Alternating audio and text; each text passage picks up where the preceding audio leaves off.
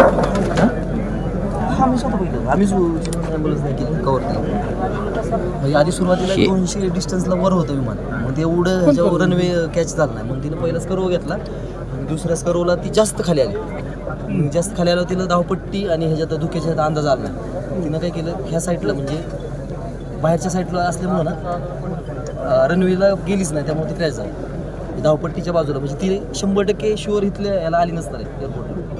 त्यामुळं धावपट्टी आणि बाजूचा इतर एअरपोर्टच्या धावपट्टीवर आलीच नव्हतं विमान. धावपट्टी पलीकडे 50 मीटर पलीकडे राहिली. ठीक आहे, लोक आहेत ना त्याच्या पासून पलीकडे 20 मीटर अजून आहे. पायलटला अंदाज आला नाही. त्यामुळे किती जण होते काय? 6 लोक. 6.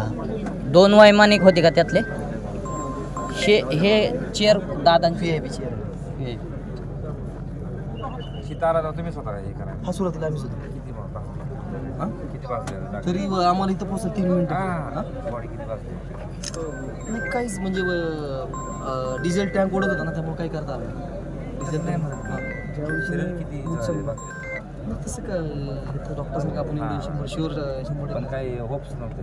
काही होप्स नव्हते. पण ती गरम असते म्हणून त्यात VIP आपलं SPUG उद्यापर्यंत त्यांनी हात लावला म्हणून बॉडीला कॅच पण करता आलं. स्किन वगैरे सगळे लूज झाले.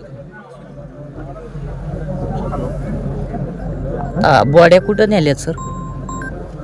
हॅलो, हाताचं हे होतं ना ब्रेसलेट आणि ते दादाचे कपडे आहेत ना त्याच्यावर जा घेऊन ये आणि तिला. सीट फेकली त्यामुळे नानांना सांग शेअर. त्याला सेफ गार्ड असतं ना, सेफ गार्ड आहे ना, त्याच्यामुळे डिस्टन्स 30 ते 50 मीटरपर्यंत उडून जाते चेअर.